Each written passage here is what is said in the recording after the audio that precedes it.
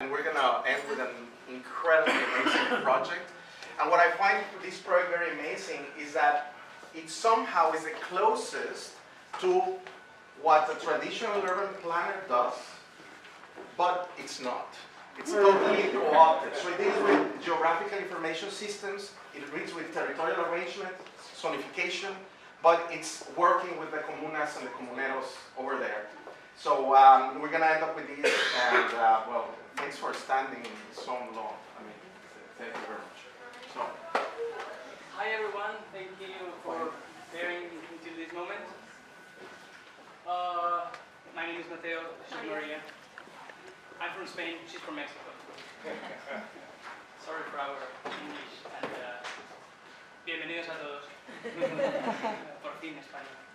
So, in our search for imagining new forms of urban practice as a resistance to the neoliberal growing model of Quito, we will be displacing our focus from the centrality of the market of San Roque for a moment, and our aim is to point it towards the peripheries and margins of the city, who have been directly suffering this aggressive model of urban expansion, and that for decades, and through a repertoire of strategies, have been resisting to be absorbed by it, producing new forms of understanding and inhabiting the territory. Each and every form of life that deploy within their territories is a firm and blunt political stance against the neoliberal project enclosing them. So we consider, quoting Raúl Civecci, that it is especially from these invisible and marginalized spaces that urban space can be re-territorialized and reclaimed in an autonomous and emancipatory way. Our project is precisely helping to design the necessary tools to foster that resistance and put new strategies in action in the following years, as we will see later. As we'll explain in detail in what follows, for centuries and until today, two different social groups have been settling in the surroundings of the city. In Latin American geographical studies, they have been aggregated under the definition of urban indigenous. This term, I think it's important to say, has allowed researchers to address in a different manner the historical association of the indigenous with the notion of rural, traditional, primitive, ancestral, or underdeveloped. So on one hand, therefore, we find those indigenous populations that have a right to the city due to internal migration, and after gathering and associating themselves with members of their same rural community of origin, they have led to the creation of neighborhoods where they can maintain their cultural practices and rebuild their identities according to that new territory. They are usually referred as migrant urban indigenous.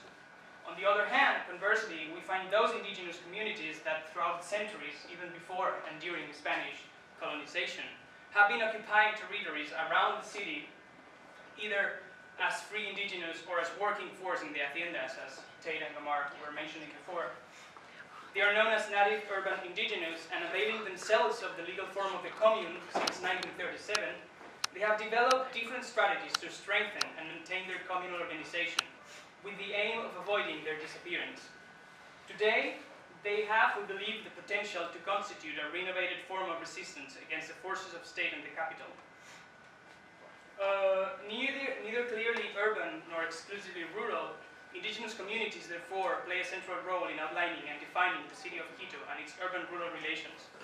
The Metropolitan District of Quito, however, as we will mention it as DMQ, has been persistently defined and organized by urbanistic perspectives of territorial planning that often, if not systematically, conceal the relevant impact of these populations, particularly the communes, have on the city, therefore ignoring them and aggressively appropriating communal territories for its expansion forecasts.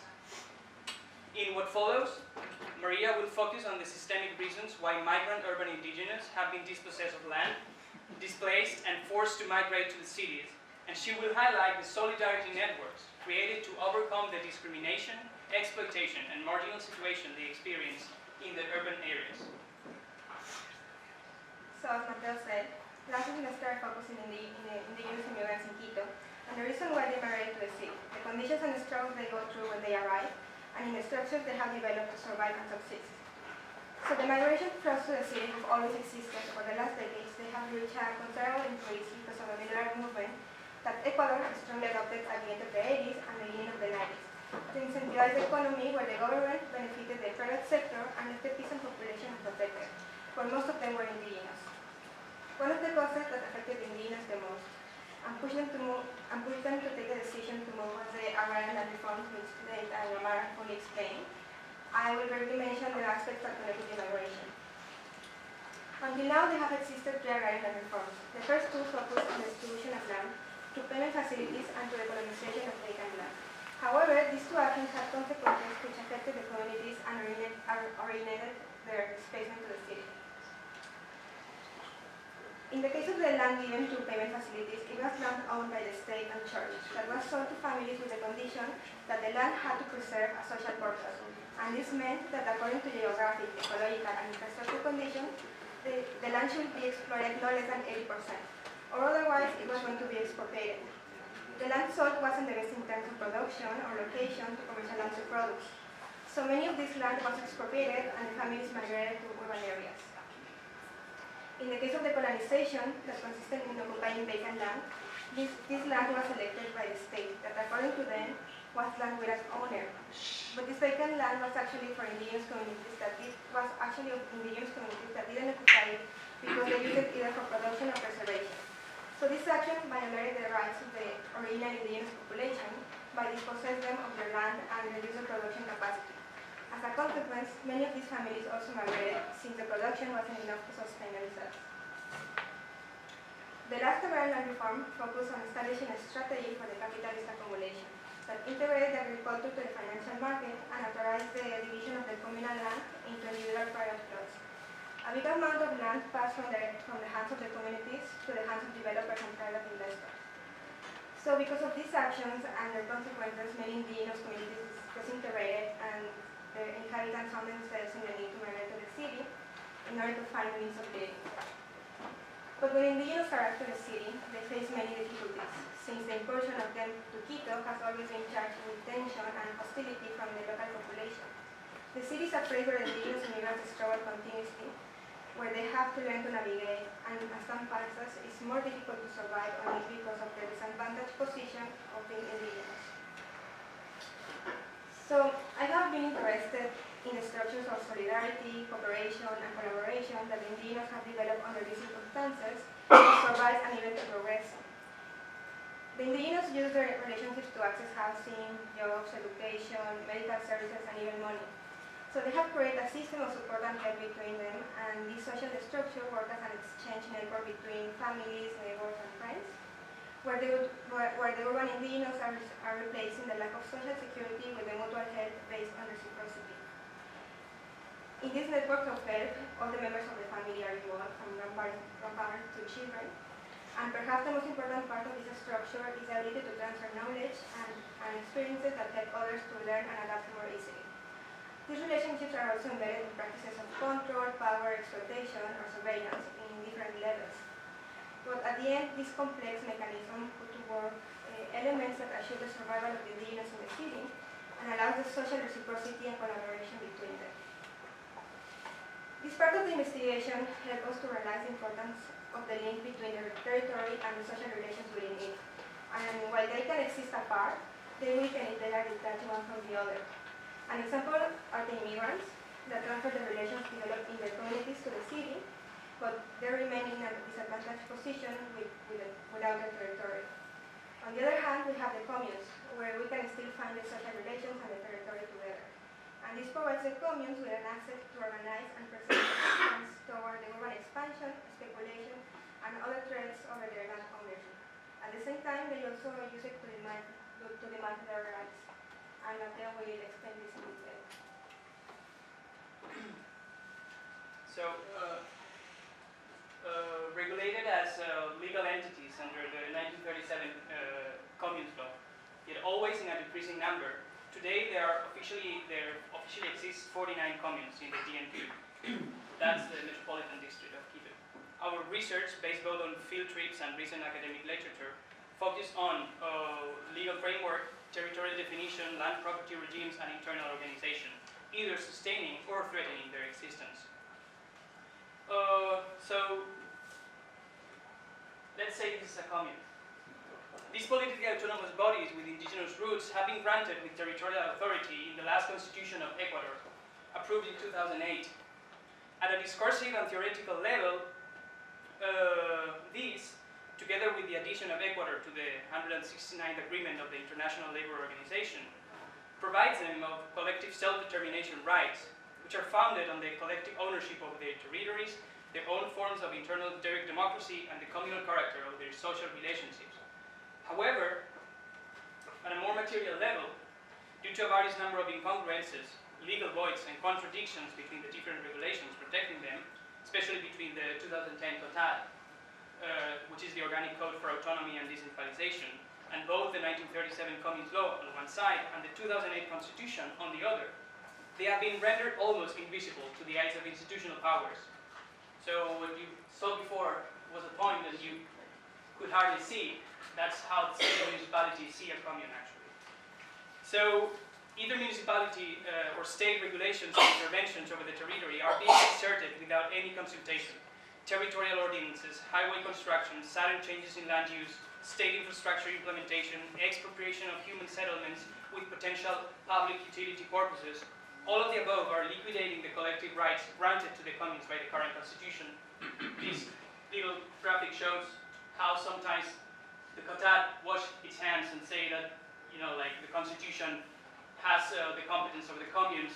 Sometimes is the constitution that washes its hands and say that it's the COTAD. So all these incongruences and legal voids put the commune under in a really ambiguous situation and very vulnerable situation. So this invisibility has been enhanced by the fact that communal territories have never counted on legally defined footprints capable of proving to the state and the municipality their actual extension, rendering more complex, if possible, any conflict with these institutions. So actually these commune, officially appearing as one-dimensional dots in the map, they end up being weak, fragmented entities devoid from any legal power and any actual capacity to exert their collective rights as political subjects. These are official plans in which actually they look as really dots in the map. This territorial vagueness worsens communes' vulnerability to capital pressures and accelerated urban expansion processes, since it allows not only for unconsulted urban interventions, but also for expropriation processes to go on and on indiscriminately in their communal territories, disobeying both the COTAD and the 1937 law. These are, for instance, different definitions, territorial definitions for a commune. The commune of Tola Chica. That dot is the official situation of the commune according to the municipality, and these different definitions have been created through different workshops and through different actors. So you see the difference in between what a commune means for its inhabitants and for the municipality and the state. Here you can see as well these differences in other 5 communes that have been mapped. So these laws, we are seeing again the same commune. These laws indeed recognize the imprescriptible, inalienable, unseizable, and undivisible character of communal property.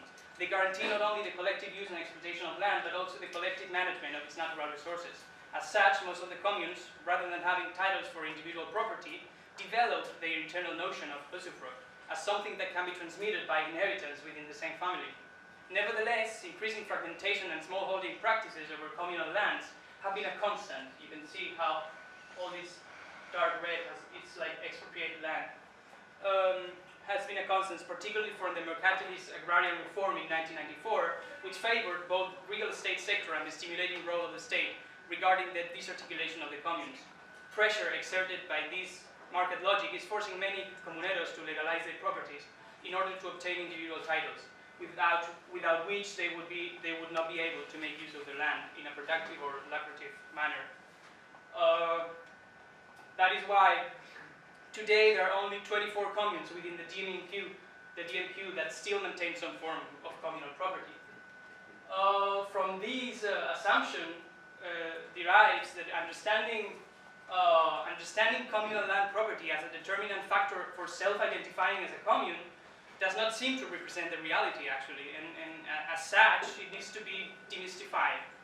On the contrary, while communal productive assets are being dismantled, collective practices for political and social organization are consolidating in the last few years. transcending the merely legal notion of commune and detaching themselves from the very tempting capitalist approach mentioned before. Strategies of direct democracy, such as open assemblies and collaborative practices, such as Mingas, already mentioned, are sustaining communal identity and allowing a great number of comuneros and comuneras to still define themselves as such, as comuneros and comuneras actually, propelling the continuity and enhancement of different kinship ties with family, friends, and neighbors.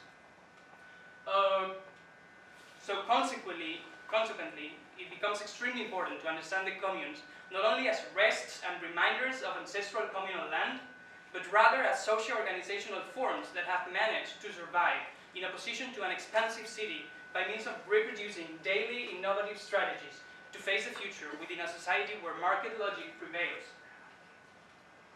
Last semester, when Maria was focusing on migration patterns from rural indigenous communities to the city of Quito, I designed a basic mapping tool to calculate and show the different levels of urban pressure suffered by these communes and understand the clash between urban expansion and communal land uses. Lacking of a precise understanding of all these particular issues, and without the necessary previous fieldwork within the communes, we just, we didn't do it in October, I just based my research on official territorial information found online. Being aware of my own limitations, I gave some shy steps toward communes classification vis-a-vis different characteristics, such as production system, land use and usage, terrain slope, predominant cultivation, land texture, cadastral value, vicinity to other villages, or agricultural capacity. Defining the territorial limits for each comuna, for each commune, which for decades has been a struggle involving litigious processes and never-ending bureaucratic and historical research, was out of reach at that moment. So all the data obtained and presented, therefore, was referred to single one-dimensional points, as you see there. So you can imagine the low level of territorial precision achieved and the reaction of comuneros when we go to show them the results. Nevertheless, as we'll see later on, communal leaders saw a great potential in this tool, in this map, and that served as a great access key to start a fruitful collaboration with them on the development of more nuanced and city-level counter-mapping strategies and instruments, such as the one we are presenting today. That's a field research that we understood that we had to do, so I'm gonna talk about it. Maria and I started the second phase of our research traveling to Quito from January 25th to February 9th, a few days after the rest of the team had left the city.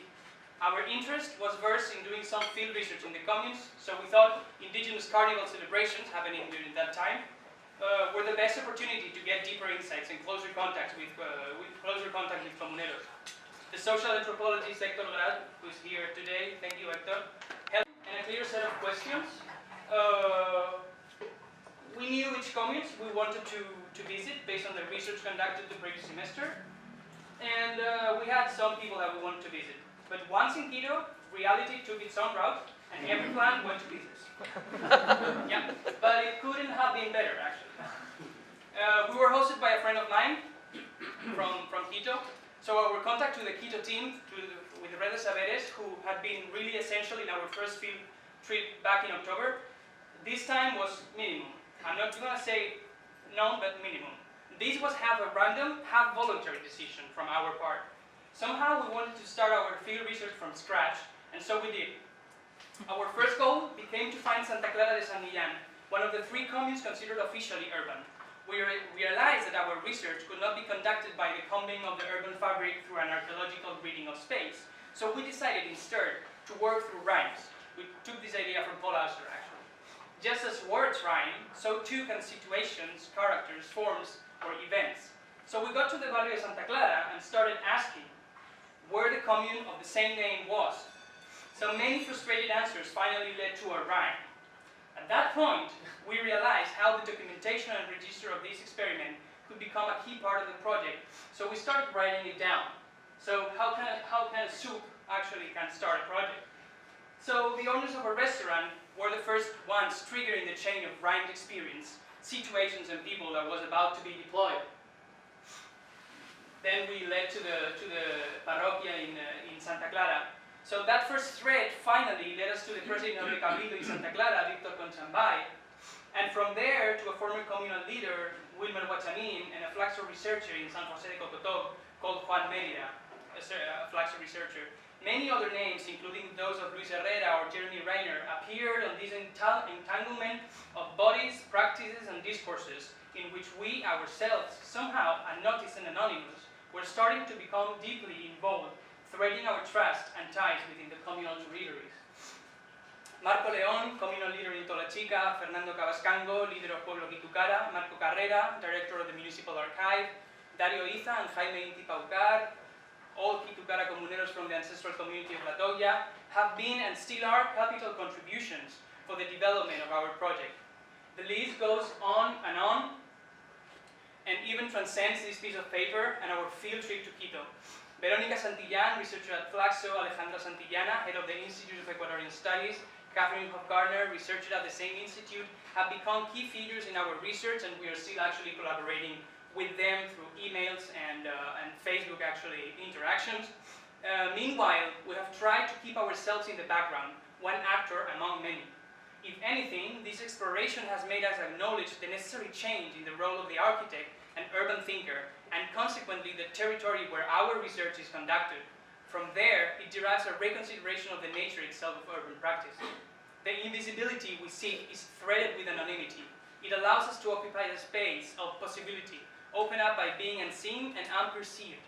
This way, the urban practitioner becomes a what's his name practitioner, like a stealthy criminal whose spatial knowledge goes undetected and whose urban practice, tactics and tools work in an obtrusive and minor way.